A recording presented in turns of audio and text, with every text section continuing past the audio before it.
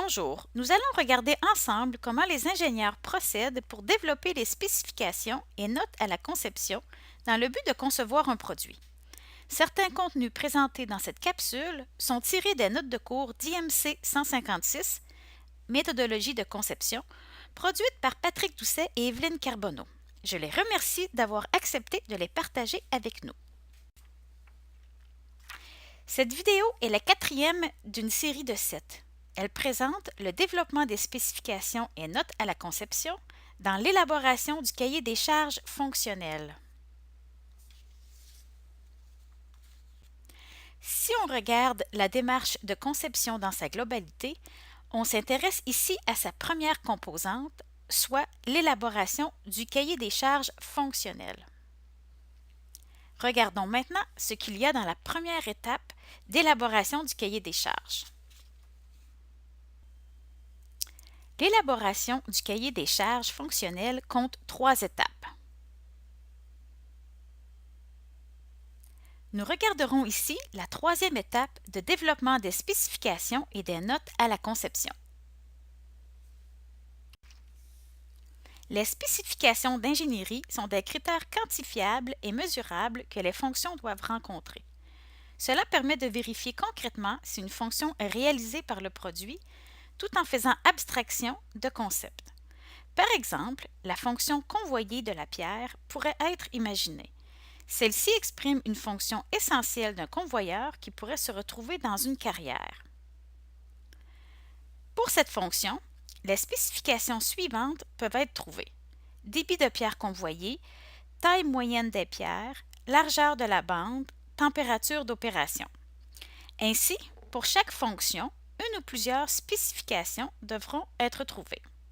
De plus, les spécifications doivent avoir une valeur cible qui est exprimée selon son niveau et sa flexibilité, sans oublier ses unités de mesure. D'abord, le niveau est la grandeur souhaitée selon l'échelle de mesure établie.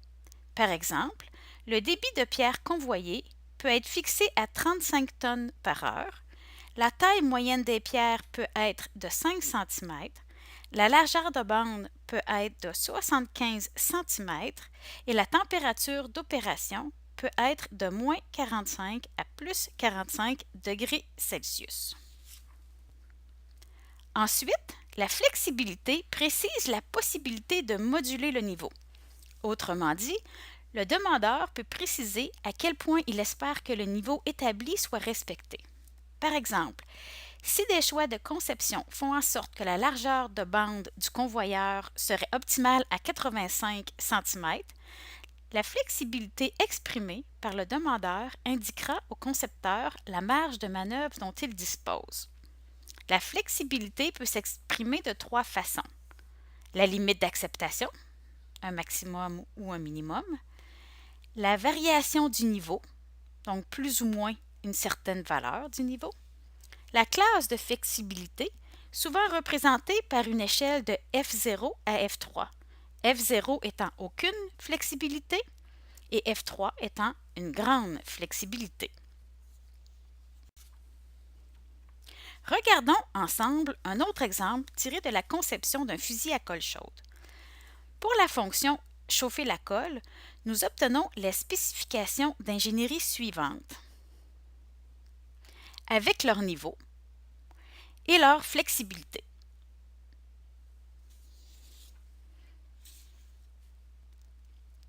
Par la suite, les ingénieurs procèdent à la consignation des spécifications. Voici un exemple avec la fonction chauffer la colle. La première étape consiste à consigner les fonctions et leurs numéros. Ensuite, on indique les spécifications qui s'y rattachent, leurs numéros, définitions, méthode de mesure, niveau et flexibilité. Regardons ensemble un item du tableau pour la fonction 35, chauffer la colle. La spécification S35.1 est la température de fonte, soit la température à atteindre pour faire fondre une longueur de 2 cm d'un bâtonnet de colle standard de 6 mm de diamètre. On vise 140 degrés Celsius plus ou moins 20 degrés Celsius que l'on mesurera à l'aide d'un thermomètre.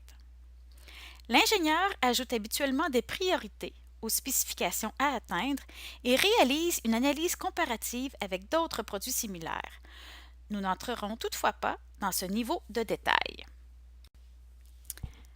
Certaines fonctions ne peuvent pas être caractérisées, c'est-à-dire quantifiées et mesurées. Ce sont typiquement les fonctions d'estime et de contrainte qui ne décrivent pas le fonctionnement du produit.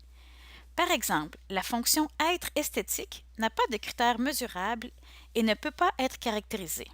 Certes, la spécification taux de satisfaction de l'apparence du produit pourrait être imaginée et viser un niveau de 80% comme étant satisfaisant ou très satisfaisant.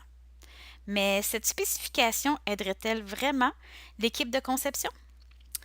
Toutefois, ces fonctions doivent quand même être réalisées. Pour s'assurer qu'elles le seront, elles seront traduites en tant que notes à la conception.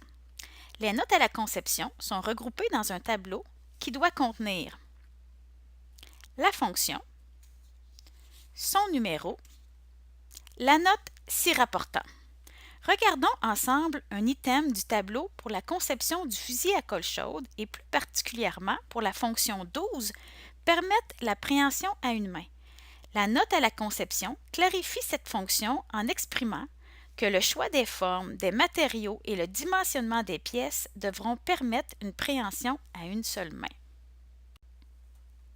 Le cahier des charges fonctionnelles est le document de référence pour guider la conception et pour effectuer la validation finale du prototype. D'ailleurs, l'Association française de normalisation, l'AFNOR, préconise l'élaboration d'un cahier des charges fonctionnelles. Le cahier des charges fonctionnelles est un guide de conception systématique et coopératif qui doit comprendre les éléments suivants. Une introduction avec les enjeux du projet de conception de produit, les références utilisées, par exemple les systèmes d'unités, systèmes de coordonnées et logiciels à utiliser, le tableau des spécifications et les notes à la conception.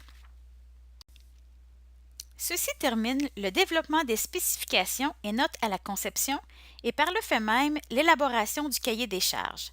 Dans la prochaine capsule, nous examinerons la génération de solutions dans l'étude conceptuelle. Ce projet a été réalisé grâce à la contribution financière provenant de l'entente intervenue entre l'Université de Sherbrooke et le Secrétariat à la condition féminine. Nous remercions aussi les autres partenaires de la chaire.